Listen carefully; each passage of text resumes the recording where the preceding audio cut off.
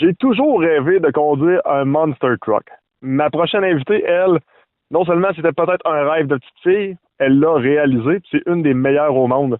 Cynthia Gauthier qui est mon invitée. Salut Cynthia, ça va bien? Ben oui, toi? Ça va très bien, Cynthia. T'as un parcours qui est un peu tomboy, si je peux me permettre l'expression. Tu t'es promené en motocross. Ensuite, les blessures t'ont amené à conduire un monster truck. La passion des moteurs, j'ai l'impression que ça t'habite depuis ton tout jeune âge. Oui, vraiment, ben je pense que je dois ça à mon père, là. C'est un mécanicien depuis vraiment longtemps, puis j'ai pas mal passé beaucoup de temps en garage avec lui. Il m'a emmené à plusieurs courses, fait que je pense que c'est vraiment de lui que je retiens cette passion-là pour les moteurs. Pourquoi le motocross lorsque tu as commencé dans, on pourrait dire, les compétitions? Ben, je pourrais dire qu'on a eu des 4 roues, on a eu des motoneiges chez nous, on a eu plein de choses, hein, mais jamais de motocross. Mais par contre, on allait souvent aux courses de motocross. On est allé aux États-Unis quand j'étais plus jeune. On est allé voir des courses, puis j'étais la petite fille sur le bord de la piste qui se disait vraiment un jour, ça va être moi qui va courser en motocross. Fait que ça a pris du temps parce que veux pas, ça prend beaucoup de sous compétitionner ou avoir des véhicules de loisirs. Fait que ça a commencé à 18 ans pour moi, là. Soyons honnêtes, au Québec, on n'est pas nécessairement la province la plus reconnue pour ces sports-là. Pas qu'on nécessairement qu'on n'a pas aucun talent, on en a produit des très bons même, mais on s'entend que c'est pas nos passions. On est plus vers le hockey, on est plus vers le football, plus vers la boxe. Comment tu as réussi à te démarquer? Parce que je me rappelle, là, il y a plusieurs années, on parlait déjà de toi comme étant un peu comme une genre de jeune prodige du motocross. Comment tu as réussi à faire ta place et faire parler de toi au Québec? Parce que ailleurs dans le monde, on parlait déjà de toi. Ouais, ben, je te dirais que c'est plate à dire, mais il a fallu que je déménage aux États-Unis parce que, comme tu dis, c'est un peu dur de faire une carrière dans le monde sportif au Canada. Comme on dit, on promouvoit tellement le hockey, puis on parle pas de d'autres sports à la télé. Tu sais, moi, je regarde tout le temps RDS le matin quand je me lève, puis c'est tout le temps football, hockey. On parle rarement de d'autres sports, puis on a tellement de talent, surtout au Québec. Je trouvais ça très dommage. Puis je me suis rendu compte très vite que si, dans le fond, moi, j'étais comptable agréé. Ben, j'étais pas comptable agréé, mais j'étudiais pour être comptable agréé. Puis je me suis rendu compte que si je faisais rien, il y allait rien qui allait se passer. Fait que j'ai comme pris, j'ai fait le gros pas, là. Un coup que j'ai fini mes études à l'université, j'ai fait vraiment le pas de déménager aux États-Unis. Ça a été vraiment quelque chose de pas facile, là, je te dirais, parce que visa de travail, toutes les étapes là, pour déménager aux États n'étaient pas faciles, mais ça a vraiment valu la peine. J'ai fait beaucoup de sacrifices pendant 2 ans. Là, je dis, j'ai pas mal mangé du beurre de pinot là aussi, parce que c'était pas les gros salaires, mais ça a payé au bout de la ligne. Ça n'a pas été facile de se démarquer et j'imagine que ça n'a pas dû être non plus très, très facile de dire un au revoir à ce sport-là. Qu'est-ce qui s'est passé exactement? Ben, je te dirais que il a fallu que je fasse un changement de carrière parce que tu veux pas, je me rendais compte que dans le monde du motocross, ben, il n'y avait pas vraiment de filles qui gagnaient sa vie à faire ça, premièrement. Deuxièmement, c'était vraiment dur sur mon corps après 2 opérations sur le genou, l'épaule. Je me rendais compte que mon corps ne revenait pas à 100% à chaque fois. Fait que c'est là que je me suis rendu compte que ça me prenait cette adrénaline-là, mais il fallait que je trouve un autre moyen. Puis, comme tu dis, avec l'âge, dans le fond, être autour d'une cage, c'est beaucoup plus sécuritaire. J'avais plus autant de plaisir parce que j'avais tellement peur de me faire mal que j'arrivais pas à être aussi vite que je voulais. Fait que en étant, dans le fond, entre le motocross et le monster truck, ça a été vraiment le buggy. Là. J'ai fait des courses off-road qu'on appelle l'autocross, là, qui était très populaire à Montréal avant. Puis c'est vraiment ça qui m'a donné, qui m'a redonné le goût là, de faire des courses parce que là, j'avais plus la peur de me faire mal. Moi, j'ai toujours dit un peu à la blague que mon rêve était de conduire un monster truck lorsque je suis sur, mettons, une lumière et que la personne en avant de moi est une grand-maman qui avance pas et de juste faire gronder le moteur pour la réveiller un petit peu. De ton côté, comment tu as découvert cette passion-là de pouvoir enfin embarquer dans possiblement le plus gros véhicule au monde? Ben, ce qui est drôle, je te dirais, c'est dans le monde de tous les sports, là, ce qui est drôle, c'est que c'est vraiment un petit monde. On pense que, tu sais, des fois, on écoute la télé, on regarde des champions, mais c'est vraiment un petit monde. Tout le monde se connaît. Puis, pour moi, dans le fond, c'est vraiment de me démarquer, de faire parler de moi. Au début, c'est dur parce que tu veux pas être la grosse tête, la personne qui fait juste comme dire je suis la meilleure. Dans le fond, c'est juste de te faire parler de toi, mais sans être arrogante. C'est dur à dire, mais c'était vraiment ça. Fait que pour moi, mon père m'emmenait aux courses de Monster Truck quand j'étais petite à Montréal. Puis, fait que, tu sais, je connaissais déjà le sport, mais je connaissais pas tant l'industrie que ça. Mais dans le monde des courses, j'ai comme eu la chance de connaître une équipe. Puis j'ai demandé de les suivre pendant un an. Puis j'ai eu la chance de participer à une couple de gros shows, puis je suis comme tombée en amour avec l'industrie. Je trouvais tellement que c'était le fun parce que c'est une industrie que les gars et les filles compétitionnent au même niveau avec les mêmes machines. Fait que c'est le fun parce que c'est vraiment une question de talent et non une question d'argent ou fait que je trouvais ça vraiment le fun. Pour monsieur, madame, tout le monde, nous autres, on pense qu'un Monster Truck, ça sert à écraser des chars, c'est à peu près tout. Mais les compétitions, ça ressemble à quoi? Parce que j'imagine que pour devenir une des tops au monde, comme tu l'es présentement, il faut quand même que tu remportes plusieurs épreuves, faut que tu remportes des points. Comment ça marche? Ouais. Ben dans le fond, ce qui est le fun, c'est que le sport évolue vraiment chaque année. Là. Si tu as vu un spectacle d'une couple d'années, tu reviens cette année, c'est complètement différent. Je te dirais que même les autos, on en a de moins en moins. Il y en a encore, mais sont pratiquement en nos jambes à cette heure, là, parce que ça, on essaie tellement de sauter haut, on revire vite, puis les autos souvent c'est ce qui nous fait trébucher, là, fait que mais c'est quand même le fun, là, le thrill de passer sur un auto est quand même là. Mais je te dirais que nous, nos compétitions, on a 3 niveaux. Le premier, c'est la course. On va un contre l'autre jusqu'en finale. Dans le fond, le plus rapide celui qui finit le premier va aller jusqu'en finale. Okay. Fait que ça, c'est vraiment une question de vitesse, de technique. Après ça, on a une compétition sur 2 roues. C'est tout nouveau, là. Ça fait, je pense, 2 ans que ça existe, mais c'est vraiment populaire. Faut que tu réussisses à faire un move sur 2 roues, peu importe que ce soit en avant, en arrière, sur le côté. Il faut que tu restes le plus longtemps possible sur 2 roues en impressionnant les spectateurs. Puis, ce qu'on s'est rendu compte qui était le plus juste, c'est que les spectateurs votent. Comme ça, on n'a pas comme 5 juges qui sont favorables à un truck. Fait que c'est vraiment les spectateurs qui votent au complet avec leur cellulaire. Et après ça, on a la plus grosse compétition qui est populaire, c'est le freestyle. C'est là que tu es comme libre de faire ce que tu veux. Tu as 90 secondes pour faire les pirouettes les plus cool, là, je te dirais. Puis ce qui est le fun, c'est qu'il faut comme ça hors de contrôle un peu pour impressionner les gens. Faut que tu réussisses à comme revirer un peu à l'envers, mais revenir sur tes roues. Fait que c'est vraiment beaucoup de techniques. Faut que ta réaction soit très rapide. Puis comme je te dis, les spectateurs qui votent encore là, comme la semaine passée, c'était on était à un stade qui était très populaire, là, les Dallas de Cowboys. Ouais. C'était sold out. Là. Il y avait 64 000 spectateurs. Fait que c'était assez impressionnant. Là. Tu te dis, hey, je suis dans un des stades les plus reconnus aux États-Unis, puis les spectateurs, c'était complet. Là. Fait que c'était vraiment le fun. Supposons qu'on est seulement les deux qui se parlent et que personne n'écoute cette entrevue.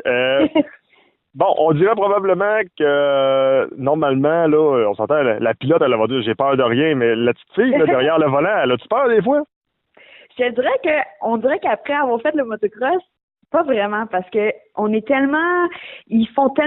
s'assurent tellement qu'on a les meilleurs équipements de sécurité que, tu sais, dès que je me sens qu'il y a un lousse dans mon banc, je fais un appel, puis tout de suite, ils m'envoient quelqu'un pour faire vérifier ça, pour calculer, pour être sûr que le banc soit bien ajusté sur moi. Tu sais, ils font tellement attention qu'il n'y ait pas de blessure, puis ils font tellement tout en conséquence que ça soit sécuritaire et que je me sens vraiment en sécurité, puis j'ai juste le goût d'aller comme de sauter le plus haut, puis tout. Fait que c'est ça qui est le fun, mais je te dirais qu'avant chaque fois que je pars mon Monster Truck, comme on dirait en bon québécois, là, j'ai la patate là, qui saute. Là. J'ai le cœur là, qui va à je sais même pas à combien, là, mais je suis énervée, je suis excitée, je suis nerveuse, j'ai comme tous les sentiments en même temps.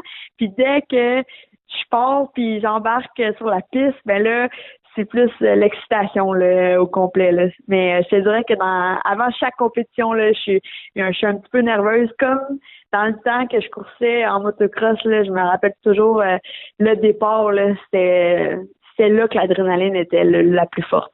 Comme diraient les Anglais, back in the days, je me rappelle quand j'étais très, très jeune, Colisée Petit de Québec, mon père m'avait amené voir les Monster Truck, il y avait T-Rex, il y en avait plusieurs, c'était vraiment impressionnant. Je regardais des photos de ton véhicule, le tien était également très impressionnant. Parle-nous un petit peu de ton bolide, la conception, le graphisme, tout ça, comment est née l'idée? Parle-nous un peu de ton véhicule. Ben, dans le fond, les véhicules Monster Jam qu'on appelle, c'est vraiment des véhicules custom. C'est tout fait de A à Z. Là. C'est pas un véhicule que tu peux acheter. Fait que c'est vraiment le fun. Chaque véhicule est à peu près le même grosseur, la même pesanteur. Ils sont environ 12 000 je sais même pas en français comment tu traduis ça, mais c'est pound, fait que c'est Livre. ouais, livre. Fait que c'est vraiment lourd comme véhicule, mais côté puissance, on a 1500 forces. Fait que c'est vraiment beaucoup de puissance, mais le véhicule est quand même lourd. Fait que c'est pour ça qu'on a besoin autant de puissance pour pouvoir déplacer le véhicule aussi vite. Nos suspensions, chaque suspension peut dépendre. On a une couple de différentes technologies, là, dépendamment de quel chauffeur préfère quoi. Puis chaque chauffeur conduit différemment, fait qu'on a tous des settings différemment. Là. Les bancs, tout est fait sur mesure. Fait que les bancs sont moulés sur mon corps. Fait que mon mécano il est comme le 2 fois ma grosseur. Là, fait qu'il rentre pas dans mon banc. Il conduit pratiquement sans volant là, pour réussir à déplacer le véhicule des fois. Mais vraiment, tout est ajusté pour toi. Fait que le volant est ajustable, le shifter est ajustable, tout est ajustable. Fait que c'est vraiment le fun. Puis les roues sont immenses. Là.